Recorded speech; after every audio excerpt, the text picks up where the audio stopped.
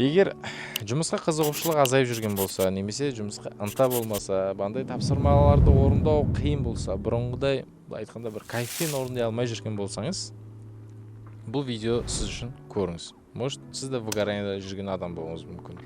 Ассалаумалейкум. Выгоранияда жүрген адамдар одан қалай шығады? Жалпы выгорание бұл нәтиже ненікі? Ұзақ мерзімді ауыр жұмыс пен стрессті жұмыстың нәтижесі выгоранияға алып келеді. Яғни өз-өзіңді өртеп жібереді. Жалпы бұл нәтиже біз қалай жетеміз? Не себеп болды бұған? Ең біріншісі бұл қарым-қатынас. Егер сіз дәл қазір осы жағдайда жүрген болсаңыз, ол кезде жасау керек болған мәселелердің бірі қарым-қатынасты түзеу. Кімменен? Біріншісі ата-анамен, туысқандармен, бауырлармен, және айналамыздағы жақын достар, жолдастарымызбен. Неге? Бізге әлеуметтік, қоғамдық қолдау қажет, біз оған мұқтажбыз. Кейде осы бір қолдаудың болмауынан да бізде қажетті энергия болмайды. Энергияның болмау себепті жұмыста тез шаршау, жалығу, мақсатсыздық пайда болуы әбден мүмкін. Одан кейінгісі выгораниядан шығаратын бұл спорт.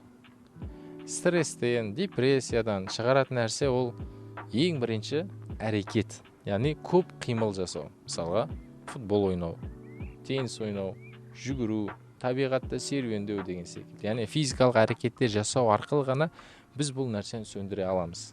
Бұл үйде жатып, дорамаларды көрумен емес, немесе үйде жатып, андай бір тәтті тамақ жеп, жылап жатумен бұл мәселе шешілмейді.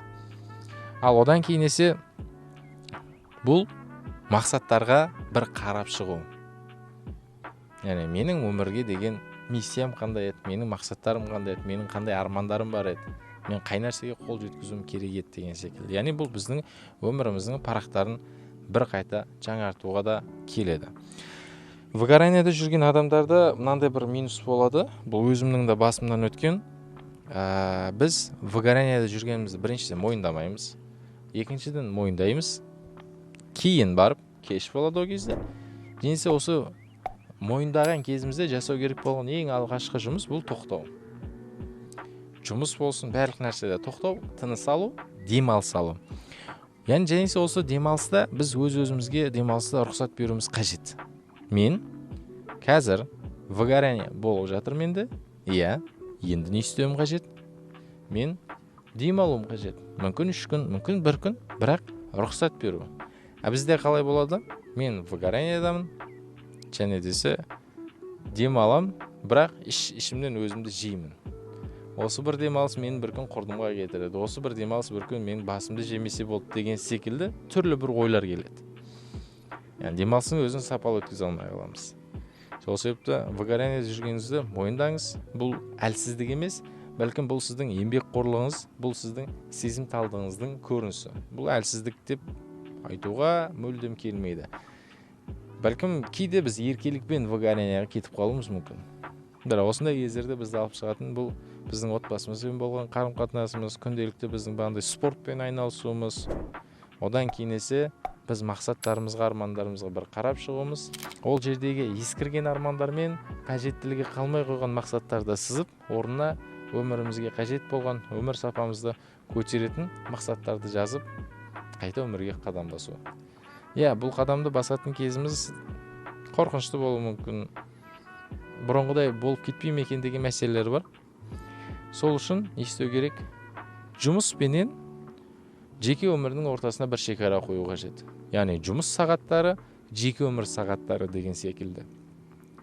Аптамызға бағындай бір өзімізге демалыс күндерін кіргізуіміз қажет. Мүмкіндік болса 2 күн, 1 күн толағанды демалыс, екінші күн есе қысқа. Мысалға ол сәрсенбі күнге, бейсенбі күнге қойылуы мүмкін. Бұл 4-5 сағаттық бандай бір киноға бару, театрға бару деген секілді. Болмасам, міндетті түрде шығындалу шарт емес. Отбасымызбен бірге серуендеп қайту, немесе жалғыз өзім табиғаттың қойнында жүріп қайту деген секілді. Демалыс үшін міндетті түрде шығындалу қажет деп ойламаймын. Мысалға дәл қазір мен табиғаттың бойында қарап отырмын. Бұл жерге кіру мен үшін аса бір қымбатқа түскен жоқ. Егер демалам десем, бұдан да көбірек ақша құртуға болады. Бірақ міндет емес. Яғни біздің организміміз, біздің ағзамыз, біздің физиологиямыз ол міндетті түрде қымбат болса ғана мен демалам деген шартты қоймайды. Бәлкім оның қоятын шарты ол тыныштық болсын, өз өзіңді тыңдай алатын жер болсын деп айтады. Ал енді Выгорание жүрген болсаңыз, Алла жеңілдігін берсін. Егер видео пайдалы болған болса, ол кезде лайк басыңыз, пікір қалдырыңыз, және осы бейнемізді Выгораниеда жүрау деген достарыңызбен бөлісіп қойыңыз. Өйткені сізге пайдалы болған нәрсе достарымызға да әбден өз пайдасын беруі мүмкін. Жақсылықта жүздескенше.